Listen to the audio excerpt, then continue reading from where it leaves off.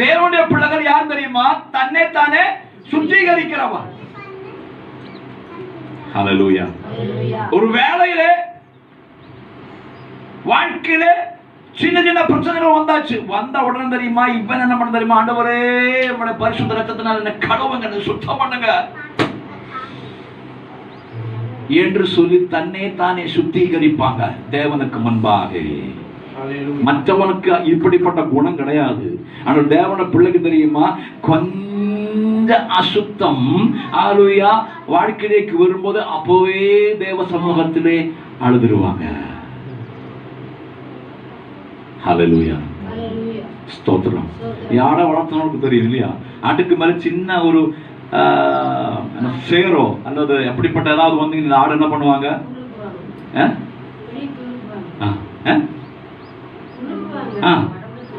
உடம்பு துடுப்பாங்க. அதெல்லாம சோத்தில் கொண்டு போய் வச்சிருவாங்க இல்லையா? அதுக்கு பிடிக்காது, பிடிக்காது. நமக்கு தெரியுமா, யாக்கோபுக்கு போனோம். இச்சையானது கர்ப்பம் தரித்து பாவத்தை துறவிப்பான் சொன்னா, ஒரு இச்சை வந்தாச்சு, அதே நம்ம மறுபடியும் வச்சு வந்த உடனே அந்த கருவில் அழிச்சிடணும். அழிக்காம நாம் வச்சு பாவத்தை பிரசவிக்கும் இல்லையா? சன் ஆஃப் காட் அல்லது தேவனுடைய பிள்ளைகள் தன்னை தானே சுத்தம் பண்ணுவார்கள். ஒரு அசுத்தம் தன்னுடைய வாழ்க்கையில் வந்தீங்கன்னா தேவ சமூகத்தில் ஆளுது, புலம்பி ஆளுது, ஆண்டவரே என்ன மன்னிங்க, உங்களுடைய ரத்தத்தினால என்னை கழுவுங்க. சத்தமுயர்த்தி சொல்லுங்க. நேற்று ராத்திரி நீங்க அது தூங்குறியா? ரொம்ப கேட்கல, ரொம்ப தாழ்மொழ கேட்க, அது தூங்குறியா?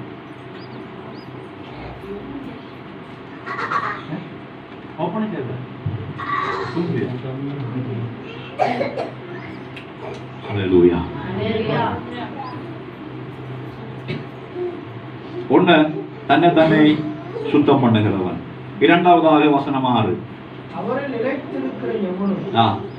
அவனில் நிலைத்திருக்கிற எவனும். யாருக்கு நிலைத்திருக்கிறவன்? எங்கே மற்றவன் எங்கே நிலைத்திருக்கிறது இல்ல, பாவம் செய்கிறவன்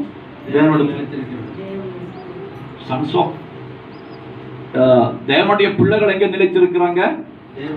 தேவனிடத்தில் நிலைத்திருக்கிறாங்க. அடுத்தது 7,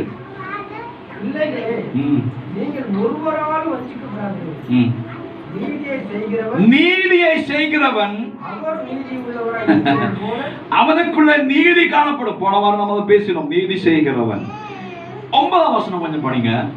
தேவனால் பிறந்த எவனும்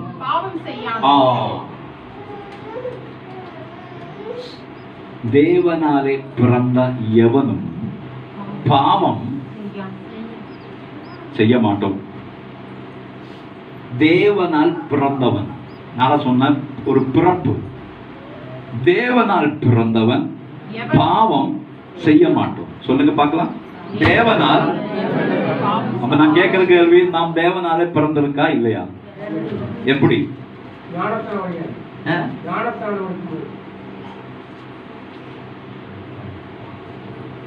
தேவனால் பிறந்தவர் மாத்திரம் அல்ல, சொல்லுங்க பார்க்கலாம். எதுக்கு சொன்ன? தேவனால் பிறந்ததுனாலே நீங்க சொல்லி சோதனை சொல்லணும்னு சொன்ன. எப்படி நீங்க தேவனால் பிறந்திருக்கு?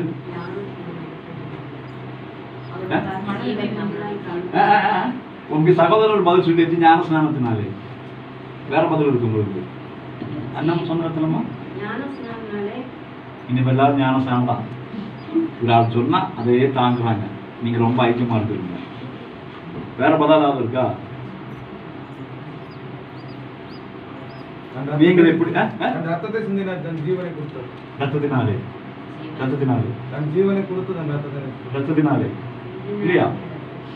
இயேசுவோட ஜீவனால ரத்தத்தினாலா? ரெண்டுமே. வேற பதில் இருக்கா?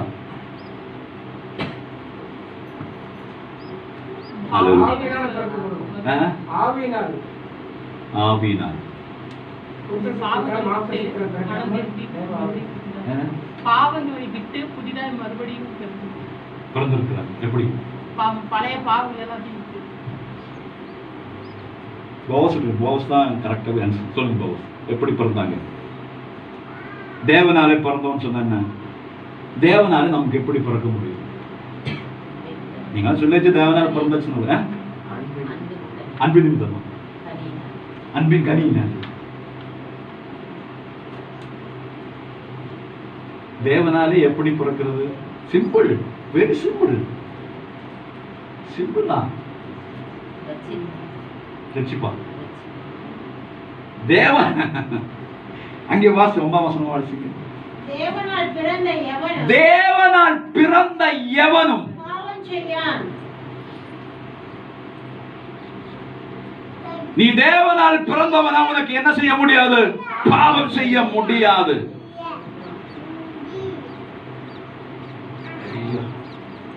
இப்பதாவது நீங்க சொல்லுங்க, வசனம் படிச்சாச்சு. அங்கே சொல்லி தேவனாலே பிறந்தவன்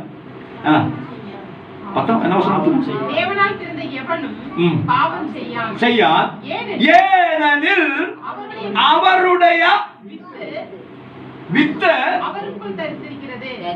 இனி கேட்கிறேன், அவருடைய வித்து என்ன? தேவனுடைய வித்து என்ன?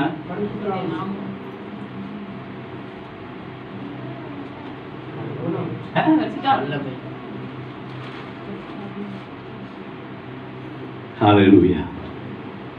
தேவனுடைய வித்து என்ன? வசனம் வாசிச்சு, தேவனாலே பிறந்தவன் யாரும் பாவம் செய்கிறதில்ல. ஏனெனில் காரணம் அவருடைய வித்து. வித்துன்னு சொன்ன உயிர். அதுக்கு வித்துன்னு சொன்னா நம்ம தெரியும் இல்லையா? விதைன்னு சொல்லுவாங்க. விதை, வித்துக்கு இன்னொரு வார்த்தை விதை. விதைன்னு சொன்னாங்க தேவனுடைய வசனம். ஐயா வசனம், தேவனுடைய வசனத்தினால தான் நாம் பிறந்திருக்கிறாங்க. ஹல்லேலூயா. அந்த அதான் நம்ம போன வாரம் மனப்பூர்வமாய் ஒப்பு கொடுத்ததினாலே எதற்கு? வசனத்திற்கு. இந்த வசனம் வித்தாயிருக்கிற, விதையாயிருக்கிற இந்த வசனம் எனக்குள்ளே விழுந்த போது நான் தேவனுக்குள் பிறந்தது. வித்து.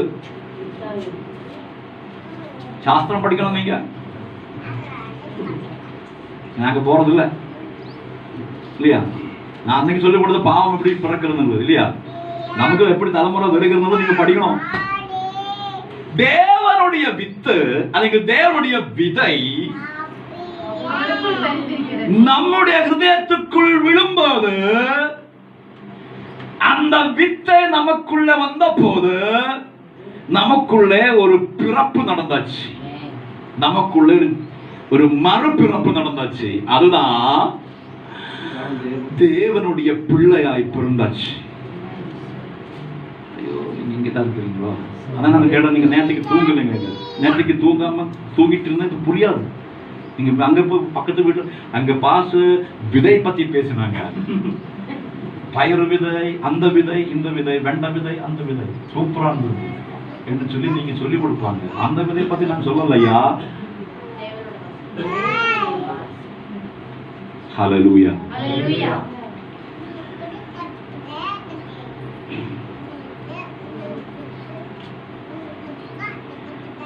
9 வருஷம் மறுபடியும் படிங்க, உங்களுக்கு புரியல. தேவனால் பிறந்த எவனும் பாவம் செய்ய மாட்டோம். காரணம் இவன் தேவனாலே பிறந்திருக்கிறது. தேவனால் எப்படி பிறந்தோம்?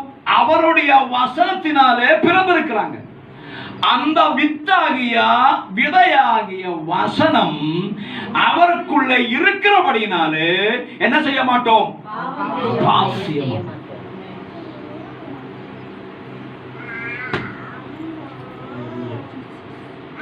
ஹல்லேலூயா. தேவனுடைய விதையாகிய வித்தாகிய தேவனுடைய வார்த்தை எனக்குள்ள வந்த போது எனக்குள்ள என்ன நடந்துச்சு? பிறப்பு, ஒரு மறுபிறப்பு. என்ன டோட்டலி அதை மாத்திட்டாங்க. யாராக? தேவனுடைய பிள்ளையாக. ஹல்லேலூயா. அந்த விதை, அந்த வித்து இப்ப எனக்குள்ள கிடக்குது. அது கிடக்கிறதுனால எனக்கு என்ன செய்ய முடியாது?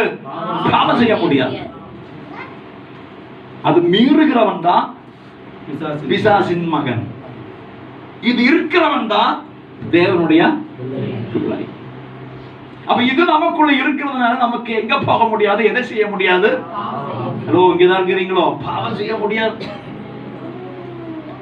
வித்து வித்து ஏனெனில் அவருடைய வித்து அவருக்குள் தரித்திருக்கிறதுனாலே பாவம் செய்ய முடியாது. யார் என்ன உங்களை என்ன கட்டாயப்படுத்தல, எதை பண்ணினாலும் இந்த விதை, இந்த வித்து, இந்த விதை உங்களுக்கு இருக்கிற வரைக்கும் பாவம் செய்ய முடியாது. காரணம், தேவனால் பிறக்கப்பட்டவன். எப்படி? தேவனுடைய வார்த்தையினாலே. நம்மளை பிறக்க வச்சது தெரியுமா? வேற ஒண்ணும் இல்லப்பா, தேவனுடைய வார்த்தை தான். இது எப்போ கேட்டு உள்ள ஏற்றுக்கொண்டு விசுவாசித்தாரோ அப்போ நீங்க தேவனுடைய பிள்ளைகளாக